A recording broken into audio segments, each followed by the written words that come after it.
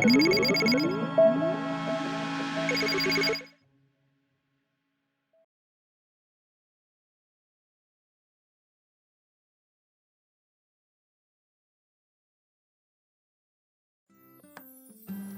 masyarakat Indonesia, dimanapun kita berada, jangan lupa melakukan dan mematuhi protokol kesehatan.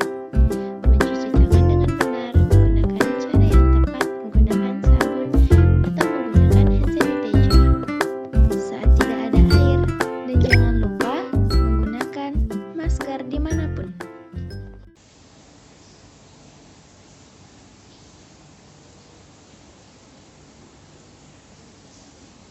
Assalamualaikum warahmatullahi wabarakatuh.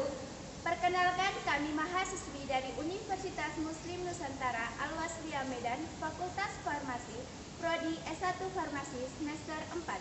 Dengan saya sendiri Nur Aida, Saya Khairuni Sanggi. saya Yulendini Ratih, saya Mutia.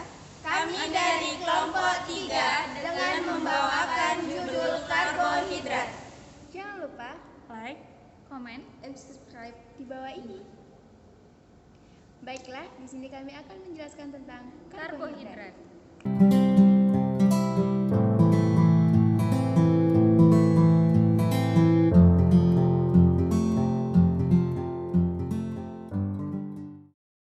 Tidak asing lagi bagi kita dan kehidupan kita sehari-hari, bahwa dalam kehidupan kita sehari-hari kita juga membutuhkan energi yang didapatkan oleh makanan. Contoh makanan yang mengandung beberapa sumber energi yaitu adalah dari karbohidrat. Karbohidrat adalah yang terdiri dari elemen karbon, hidrogen, dan lain-lain sebagainya. Contohnya dalam makanan yang mengandung karbohidrat adalah jagung, umbi-umbian, dan kentang, dan lain sebagainya. Di dalam karbon juga memiliki gugus atau struktur. Karbohidrat memiliki 4 struktur, yaitu hidrogen atau H, hidroksil OH, keton C rangkap 2O, dan aldehid CHO. Adapun fungsi karbohidrat di dalam tubuh manusia adalah sebagai sumber energi utama di dalam tubuh manusia, sebagai penyimpanan dan cadangan energi di dalam tubuh manusia.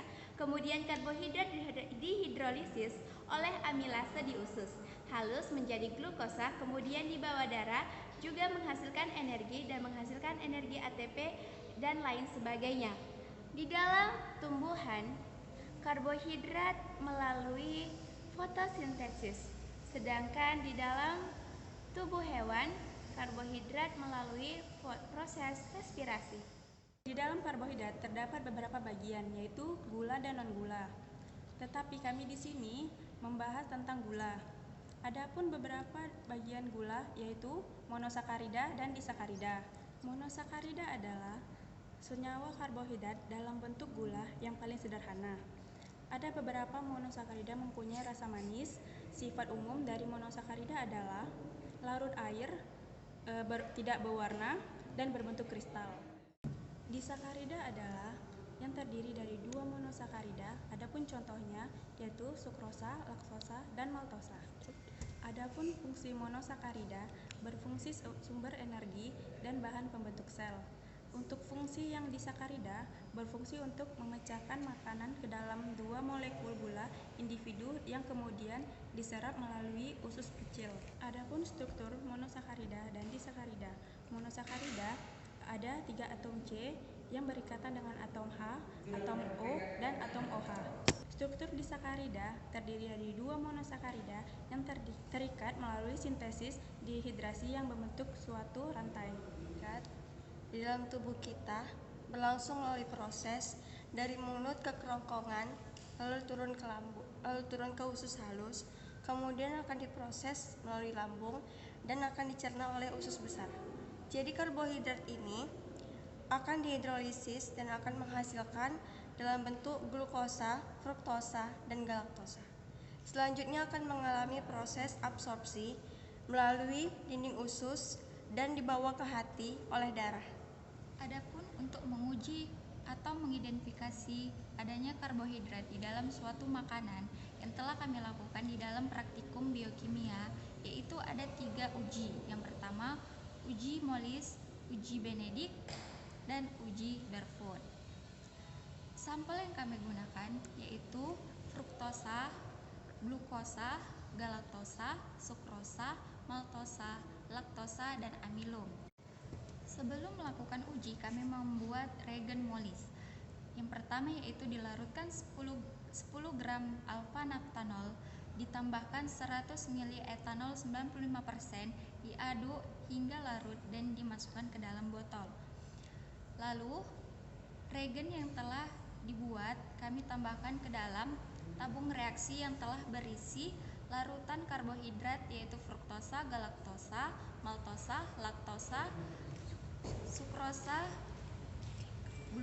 glukosa, dan amilum, kemudian ditambahkan H2SO4 pekat. Lalu dibiarkan beberapa menit, dan jika positif karbohidrat, maka larutan akan terdapat cincin berwarna ungu. Yang kedua yaitu kami melakukan uji Benedict. Yang pertama, kami membuat reagen Benedict, yaitu larutkan trinatrium sitrat dan natrium karbonat di labu takar 1000 ml yang sudah berisi aqueous sebanyak 800 ml. Kemudian ditambahkan larutan tembaga sulfat secara perlahan di dalam labu takar, kemudian dicampur sampai homogen. Kemudian ditambahkan aqueous sampai batas volume 1000 ml. Setelah kami membuat reagen Benedict, maka kami menyiapkan 7 tabung reaksi yang telah diisi oleh larutan karbohidrat. Lalu kami tambahkan reaksi reagen Benedict. Lalu kami panaskan di penangas air selama 3 menit. Untuk positif karbohidrat, maka larutan berwarna biru dan ada endapan berwarna merah bata. Yang ketiga yaitu uji Barfoot. Yang pertama, kami membuat reagen Barfoot, yaitu ke dalam beker gelas dimasukkan campuran kupri asetat 33 gram dan asam asetat 5 ml. Kemudian diaduk dan ditambahkan sedikit aqueous, lalu diaduk sampai larut hingga homogen. Kemudian diencerkan hingga volume larutan sampai 500 ml. Setelah itu, kami menyiapkan 7 tabung reaksi yang sudah diisi karbohidrat, lalu kami menambahkan reaksi Barfoot, lalu dipanaskan di penangas air selama 1-2 menit. Jika larutan positif karbohidrat akan berwarna larutan biru. Sekian dan terima kasih presentasi dari kelompok 3. Jika ada kesalahan kata, Kami mohon maaf. Kami akhiri dengan mengucapkan Wassalamualaikum warahmatullahi wabarakatuh. Jangan lupa like, Komen. dan subscribe. Bye-bye. Terima kasih telah menonton video dari kelompok 3. Semoga bermanfaat.